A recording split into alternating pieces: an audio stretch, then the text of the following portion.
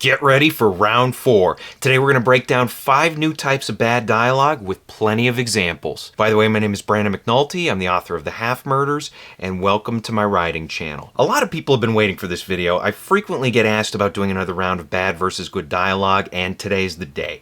We're going to start with a quick refresher of what good dialogue does, then we'll analyze 5 types of bad dialogue, and for each type I'll give you a bad example from a story, and I'll explain why it sucks. Then I'll give you a good example and explain why that one works. Let's start by looking at what good dialogue does. We'll say it does 3 things. The first thing is it sounds natural and appropriate. This applies to the character speaking it, the setting in which it is spoken, the story's tone, and the current situation. Remember that different stories will require a specific type of dialogue. For example, what Chucky says in his movies would sound weird if it were spoken by James Bond, and likewise what James Bond says in his movies would sound weird if it were spoken by Chucky. Character, setting, tone, and situation determines what dialogue works best. Second thing good dialogue does, it attacks and defends. Remember, dialogue is action. Every time a character speaks, they should be trying to learn information, hide information, intimidate someone, protect someone, push their values, or reject someone else's values. Here's an example from Training Day that illustrates what I mean. Pay attention to how the 2 characters attack and defend with their ideas. I want justice, right? Is that not justice? That's street justice. What's wrong with street justice? Oh, just let the animals wipe themselves out, right? God will. Good guys, they die first, right? Those school kids and moms, family men, they don't want to catch the stray bullets in the noodle. To protect the sheep, you got to catch the wolf. And it takes a wolf to catch a wolf, you understand? What? Here's another example from Die Hard. Pay attention to how Holly McClane earns the respect of Hans Gruber by counterattacking after he insults her. I have a request. What idiot put you in charge? You did. When you murdered my boss. Personally, I'd pass on the job. I don't enjoy being this close to you. Go on. Third thing good dialogue does, it expresses unspoken meaning or subtext. When characters speak, there should be meaning beneath the surface of their words. This is because whenever there's conflict, most people are reluctant to say exactly what's on their mind. To better understand this, take a look at this example from Jaws. It's when Chief Brody sees the shark for the first time.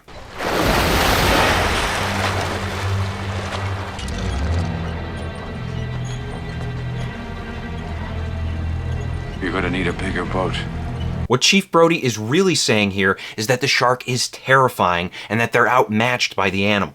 But instead of outright saying this and sounding like a coward, he instead uses the line, "You're gonna need a bigger boat," in order to sound like he has control of the situation. Here's another example from Stranger Things. In this scene, a man pays his girlfriend a surprise visit at work. Hey there. Hey. Do you happen to have these in any other colors? I'm not a big fan of orange. I'll have to check him back. Now he could have said, "Hey, let's go mess around in the back room," but instead he takes a playful approach, and the subtext is that he wants a private moment with her. Alright, now it's time for some bad dialogue. For each type, I'll explain what it is, then I'll give you a bad example from a story and explain why it sucks, and then I'll give you a good example from a story and explain why that one works. The first type of bad dialogue is broken banter. This is a playful exchange that loses focus and stops making sense. It tries too hard to be clever or cute, it might jump around, it might miss some beats, and the subtext may get lost or muddy along the way. For a bad example, let's look at Star Wars Episode 3, Revenge of the Sith. This is, of course, the final movie in the Star Wars prequel trilogy. It's the one where Anakin becomes Darth Vader, and what motivates him to join the dark side are these visions of him being unable to protect his wife Padme from death. Now, before the plot gets rolling, there's a scene where Anakin and Padme chat about their plans for having a family. It's supposed to make us care about the characters, but the banter gets clumsy and awkward. You're so beautiful. It's only because I'm so in love. No, it's because I'm so in love with you. So love has blinded you? Well, that's not exactly what I meant. But it's probably true. This sucks because the banter tries too hard to be cute. The characters speak like they don't know what they're saying, the attacking and defending comes in a series of misfires, and as a result, the conversation is confusing to listen to. I also want to point out that the foreshadowing is awkwardly shoehorned in. They want to hint at how Anakin will be blinded by love as he becomes Darth Vader, but the execution here is sloppy, and it ends up getting lost within this messy conversation. For a good example, let's look at 10 things I hate about you. And if you follow my dialogue videos, you know I always include Heath Ledger in some way or another. And since I don't like to mess with a winning formula, we're going to do it again today. Here's a scene from 10 Things where Heath takes care of his love interest after she suffers a concussion. This is so patronizing. Oh, I'll leave it to you to use big words and get smashed. Why are you doing this? I told you may have a concussion. You don't care if I never wake up. Sure I do. Why? Well then, because then I'd have to start taking out girls who actually like me. Like you could find one. Oh, see that, there. Who needs affection when I have blind hatred? This works because the banter is fun, playful, and true to character. And I gotta point out that even though she's drunk and dealing with a concussion, she still makes more sense than Anakin and Padme. This scene also works because the characters attack and defend with purpose. He's trying to take care of her, but she believes she can handle herself, and it's reflected in the dialogue. The banter also does a good job of building chemistry. He makes jokes, she makes jokes, it brings them together. Finally, the subtext adds spice to the scene. They tease each other about their relationship without being on the nose about it. Second type of bad dialogue, lazy insults. These are insults that lack impact and purpose. They don't add anything to the story other than an empty jab between characters. They may be cheap, inappropriate, or oddly timed comic relief. The attack and defend exchange may feel undercooked, and it may lack subtext. For a bad example, let's look at Game of Thrones. Season 8 opens with a scene where Tyrion and Varys arrive in Winterfell. This is part of the build-up before the major battle against the Night King, and it would be a great opportunity to use some sharp dialogue to enhance our understanding of either the situation or the world building. Instead, we get this exchange. You should consider yourself lucky. At least your balls won't freeze off. You take great offense at dwarf jokes, but love telling eunuch jokes. Why is that? Because I have balls. And you don't. This sucks first of all because it's an odd way to set the tone. This is the first dialogue exchange in Season 8, and it feels like it's setting up for an early 2000s comedy rather than for the final season of Game of Thrones. Worse yet, the exchange makes two clever characters look silly. We get a shallow insult from Tyrion, then Varys makes a half-hearted effort to defend himself. This also sucks because it tells us nothing new about the characters or the situation, and it's a wasted opportunity for world building. They could have said something interesting about the North or the Northerners, but all we get is a joke about how cold it is. For a good example, let's look at Sleepaway Camp. This is an 80s slasher film that takes place at summer camp. About midway through the movie, a bunch of teenagers set up a baseball game and bet money on it. This leads to lots of trash talking, especially between two guys named Ricky and Bill. When Bill steps up to the plate, we get this exchange. Come on, Bill. No problem, Gino. This guy blows dead dogs. Just lay it in there. Eat shit and die, Ricky. Eat shit and live, Bill. Yeah, Bill, he's a little wet. Come on, Bill. This works because you have teenagers acting like teenagers. It's baseball at summer camp. You don't need to get fancy here, just let the guys rip into each other with some trash talk.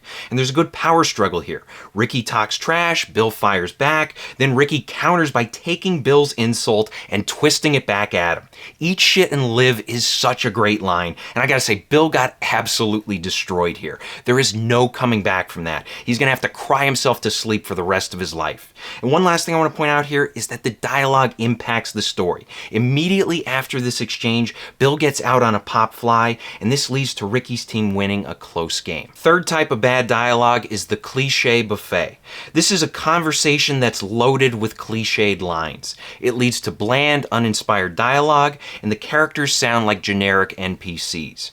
As a result, it drains energy from the scene, and it bores the audience. For a bad example, let's look at Morbius. And people are always saying to me, Brandon, when are you going to watch Morbius? You gotta watch Morbius. You're going to love it. It's right up there with The Godfather. It's going to change your life. And you know what? This past week, my life needed some changing. So I fired up this movie that everyone loves, and somehow it lived up to the hype. The only thing wrong with this entire film is a dialogue exchange that happens after Morbius is falsely accused of murder. He bumps into his lab partner on a bus, and here's what they say to each other. Hey, stranger. You shouldn't be here. I didn't kill Nurse Sutton. Or the police. I know. Milo, he took the serum. He's out there. And I have to stop him. But I need your help. This sucks because the dialogue sounds like it was copy-pasted from some random thriller movie. Lines like, "Hey stranger, you shouldn't be here. I didn't kill any of those people. I have to stop them, but I need your help." Those lines have been done to death. And when they all pop up in the same short conversation together, it feels like something written by an AI program. Ultimately, the dialogue here is uninspired, and it exists purely to advance the plot. And the other thing I want to point out here is the lack of conflict. His lab partner sees that he's been accused of murder, and yet she instantly believes everything he says. There's no conflict here, and the scene feels flat as a result. For a good example, let's look at The Amazing Spider-Man 2. In the middle of this movie, there's a scene where Gwen Stacy learns something important that Oscorp wants to keep secret.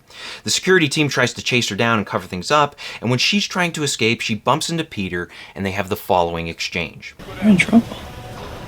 Who's that guy? There was an accident in the genomics lab, and they're covering it up. He was an electrical engineer in the building, and he loved Spider-Man, by the way. He was like a fanatic. I didn't get love vibe last night. I got more of a wants to kill me with his electricity vibe. That's actually kind of what it's like to love you. This is the maintenance closet, Gwen. This is the most cliched hiding place you could have chosen. This is the stupidest hiding place. Take us to the Bahamas of hiding places. Listen, I gotta talk to you about England, I guess, because this is the plan. You get to the elevator, I'm gonna distract him, okay? This works because generic lines like, "You're in trouble," and "Who's that guy?" they start a conversation that soon develops its own style and identity. And though we get some info dumps here, the humor and romance keep things interesting. You also have attacking and defending. Peter demands information, then Gwen provides it and teases him about their relationship, and later Peter says they need to discuss her plan to move to England, which is something that's bothering him. Finally, the dialogue does a great job of poking fun at the cliche of hiding in a maintenance closet. Fourth type of bad dialogue is the brain-dead reply. This is when one character says something that warrants a response, and the other character responds in the most obvious way possible. There's a lack of creativity and character authenticity here, there's a failure in terms of setup and payoff, and the dialogue may lack subtext. For a bad example, let's look at X-Men Dark Phoenix. This movie follows Jean Grey, a woman with psychic powers who saves a bunch of astronauts by absorbing a blast of cosmic energy. As a result, she becomes stronger, but her powers become harder to control, especially when she faces emotional stress. Before long, Jean stops trusting the other X-Men and she tries to find a new home. First, she tracks down Magneto, then she encounters a group of shape-shifting aliens who want to help her. Unfortunately for Jean, the aliens actually want to steal her new powers and use them to destroy the planet. Then toward the end, Jean makes peace with the X-Men before facing off against the leader of the aliens. Both women seek to take control of the energy, and their battle climaxes with this dialogue exchange. Your emotions make you weak. You're wrong. My emotions make me strong. This sucks because the dialogue's setup and payoff are bland and predictable. Jean's response in particular is very underwhelming because she has 30 seconds to come up with a reply, yet after all that build-up we get the most predictable response imaginable. Ultimately, this adds nothing to the scene other than an on-the-nose exchange that tries to express the story's theme. And the dialogue even misses the mark with that because Jean's character arc isn't about just having emotions, it's about learning to control them and learning to control power in general. For a good example, let's look at Star Wars: The Empire Strikes Back. And I'm sure some of you have already figured out where I'm going with this one, but in this movie, the Empire chases Han Solo and Princess Leia across the galaxy, and in the meantime, a romance develops between the two characters. At first, Leia is hesitant to admit this because of her pride, but eventually she embraces her feelings toward Han. Later, Darth Vader captures the two, and he uses Han to test out a carbon freezing chamber. Then, right before Han is to be frozen, Leia says her goodbye. I love you. I know. This works first of all because Leia sheds her pride completely by admitting her feelings. Then Han delivers his iconic "I know" response, which is true to character and pleasantly surprising. It creates romantic tension that carries over to the next movie, and it also creates subtext in a dialogue exchange that wasn't supposed to have any. I'm not sure if you're aware, but the script for Empire Strikes Back actually had Han saying, "I love you too." But the director didn't like it, and Harrison Ford improvised the line, "I know." In the end, this simple revision turned a bland dialogue exchange into an iconic one. And our final type of bad dialogue for today is job resume dialogue. This is when characters offer bland and unnecessary details about their personal history. It's a lazy excuse for writers to dump backstory details, and the conversation may feel bloated, forced, or inauthentic, and those excess details may disrupt an argument's pace, tension, or conflict. For a bad example, let's look at Draft Day. This movie is about the NFL draft, and the story jumps around introducing all these different characters who work for all these different teams, and because of that, there's only so much time that can be devoted to fleshing out the cast members. Anyway, the plot follows a general manager named Sonny as he tries to decide who he wants to pick in the draft. Early on, Sonny trades away the team's future in hopes of taking the top quarterback prospect, which is silly because his team already has a good quarterback. This upsets Coach Dennis Leary, who starts an office fire and gets into an argument with Sonny. Unfortunately for us, the argument starts sounding like a job resume. Why am I here, Sonny? Because Melina thinks you coached the Cowboys. I did coach the Cowboys. And I think you were a bad babysitter. You know, my wife loved living in Dallas, Sonny. It's a rich town full of fancy people, and she likes that kind of thing.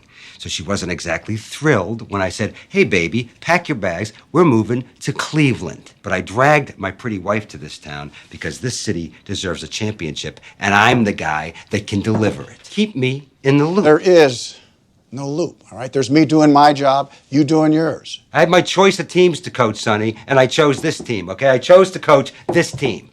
Not the team you're putting together in your head on the fly because your old man died last week and you're tapping one of your execs. You know, around here we called my old man Coach Weaver. And yes, my father died last week. So next time you refer to his name, next time you say it, at least in front of me, you say it with some goddamn reverence because he earned it.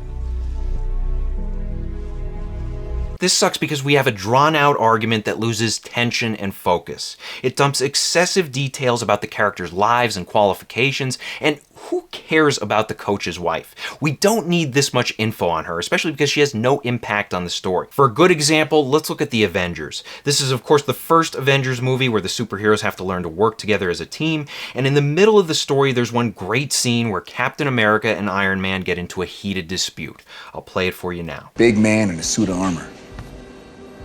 Take that off, what are you? Genius, billionaire, playboy, philanthropist. I know guys with none of that worth 10 of you. I've seen the footage. The only thing you really fight for is yourself. You know, you may not be a threat, but you better stop pretending to be a hero. A hero? Like you? You're a laboratory experiment, Rogers. Everything special about you came out of a bottle. This works because we have razor-sharp conflict. We have attacking and defending. Cap and Iron Man call each other out, criticize each other's backgrounds, and argue over who's the better leader. The dialogue here is also true to character. Cap values honor and selflessness, while Iron Man values intelligence and ingenuity. And the backstory details arise organically, and they're kept brief. This whole exchange happens in roughly the same amount of time that it takes Dennis Leary to tell us that his wife hates Cleveland. Finally, the subtext sizzles here. There's tension beneath the surface of their words as both men set out to destroy each other's egos. So I hope this helps. Question of the day, what other examples fit these 5 categories? Let us know in the comments section below. Thank you for watching. If you want to support the channel, please pick up a copy of any one of my books and be sure to leave reviews on Amazon. If you like horror stories, you'll love The Half Murders. It's about a woman and her daughter who go into a haunted house and they get chopped in half, and for them, the nightmare is only beginning. Also, be sure to check out my other videos, like, share, and subscribe, and as always, remember to keep on writing.